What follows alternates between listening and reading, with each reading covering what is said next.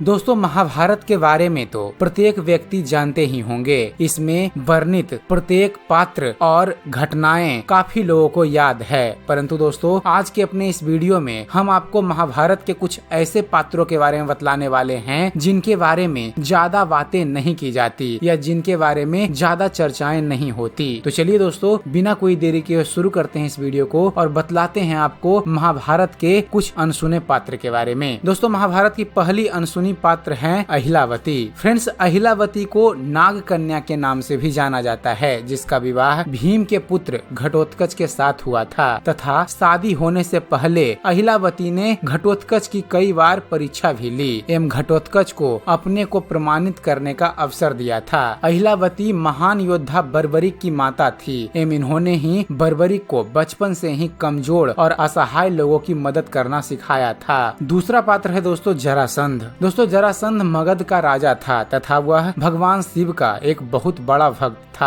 आसुरी प्रवृत्ति के जरासंध की मृत्यु भीम के द्वारा हुई थी। जब भी भीम जरासंध के शरीर को बीच में से फाड़कर उसके दो टुकड़े करते थे तो उसका शरीर अपने आप ही जुड़ जाता था। बाद में भगवान श्री कृष्ण की सलाह के अनुसार भीम ने इसके शरीर के बीच में से दो टुकड़े कर विपरीत दिशाओं में फेंक दिया, जिसके बाद उसका शरीर दोबारा न जुड़ सका तथा उसकी मृत्यु हो गई। महाभारत से जुड़ा हुआ तीसरा पात्र है बर्बरिक। दोस्तों बर्बरिक घटोत्कच और अहिलावती का पुत्र था, परंतु वास्तव में यह पिछले जन्म में एक यक्ष था जो एक श्राप के कारण मानव रूप में जन्मा था। यह भीम का पुत्र था तथा भगवान श्री कृष्ण के वरदान के कारण बर्बरिक ही खाटू श्याम जी के रूप में पूजे जाते हैं। अगला पात्र है युयुत्सु। युयुत्सु राजा धृतराष्ट्र का पुत्र था तथा 100 कौरवों में से एक था। बहुत कम लोगों को यह बात पता होगी कि धृतराष्ट्र ने एक अन्य राजकुमारी से भी विवाह किया था जिसका पुत्र युयुत्सु था। यह दुर्योधन से छोटा था परंतु बाकी 98 कौरवों से बड़ा था। महाभारत की लड़ाई के पश्चात युयुत्सु अकेला ऐसा कौरव था जो जीवित बचा था तथा बाद में इसे ही इंद्रप्रस्थ का राजा बनाया गया था। पांचवा पात्र है विकर्ण। दोस्तों विकर्ण दुर्योधन का छोटा भाई था तथा धृतराष्ट्र व गांधारी की 100 संतानों में से एक था। द्रौपदी के चीरहरण के दौरान विकर्ण ही एक ऐसा अकेला कौरव था जिसने इस बुरे कृत्य के खिलाफ आवाज उठाई थी। छठे पात्र हैं शल्य। दोस्तों शल्य मद्र के राजा थे। वह नकुल सहदेव की माता माद्री के भाई होने के कारण रिश्ते में पांडवों के मामा लगते थे। महाभारत के युद्ध में यह पांडवों के पक्ष से लड़ना चाहते थे, लेकिन दुर्योधन ने छल पूर्वक इन्हें अपनी ओर मिला लिया। महाभारत के युद्ध में इनकी मृत्यु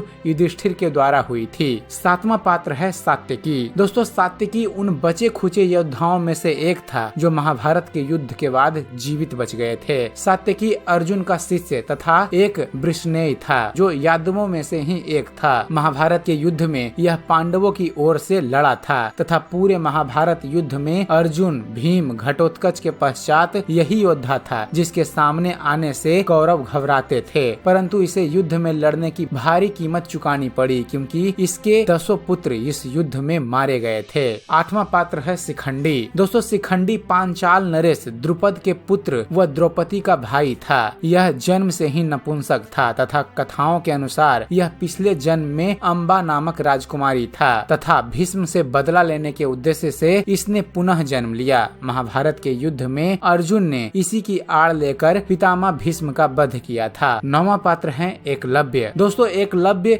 भील जाति के महान योद्धा थे जो बचपन से ही महान धनुर्धर बनना चाहते थे, लेकिन गुरु द्रोण ने अर्जुन को वचन दिया था कि वह सिर्फ अर्जुन को ही विश्व का श्रेष्ठ धनुर्धर बनाएंगे एवं सिर्फ राजकुमारों को ही शिक्षा प्रदान करेंगे। इसी कारण गुरु द्रोण ने एकलव्य का अंगूठा गुरु दक्षिणा के रूप में मांग लिया। बाद में एकलव्य ने भील तथा निषादों की एक सशक्त सेना बनाई एवं अपनी शक्ति का अभूतपूर्व विस्तार किया। एकलव्य की मृत्यु भगवान श्री कृष्ण के द्वारा हुई थी। और 10वां पात्र है फ्रेंड्स घटोत्कच। दोस्तों घटोत्कच भीम तथा हिडिंबा का पुत्र था। हिडिंबा एक राक्षसी व भीम मानव थे, इसलिए घटोत्कच में दोनों के गुण विद्यमान थे। घटोत्कच एक महान योद्धा भी था जो कई तंत्र विद्याओं में निपुण था। घटोत्कच की मृत्यु महाभारत महाभारत के युद्ध में कर्ण के हाथों हुई थी। तो दोस्तों यह थे महाभारत के 10 ऐसे पात्र जिनके बारे में बहुत ही कम लोग जानते हैं, जिनके बारे में बहुत ही कम सुनने को मिलता है। उम्मीद करते हैं फ्रेंड्स आप सभी को हमारा यह वीडियो पसंद आया होगा। अगर वीडियो पसंद आया हो तो वीडियो को लाइक और शेयर करना ना भूलिएगा। और दोस्तों ऐसे ही धर्म और इतिहास से जुड़े हुए ज्ञानवर्धक वीडियो देखते रहने के लिए आप हमारे इस चैनल ज्ञान मंथन को सब्सक्राइब करना ना भूलिएगा। आप हमारे इस चैनल को सब्सक्राइब कीजिए और हम आपके लिए ऐसे ही इंटरेस्टिंग वीडियोज लेकर आते रहेंगे। तो फिर जुड़े रहिए आप हमारे इस चैनल के साथ और देखते रहिए, जानते रहिए। धन्यवाद। जय हिंद।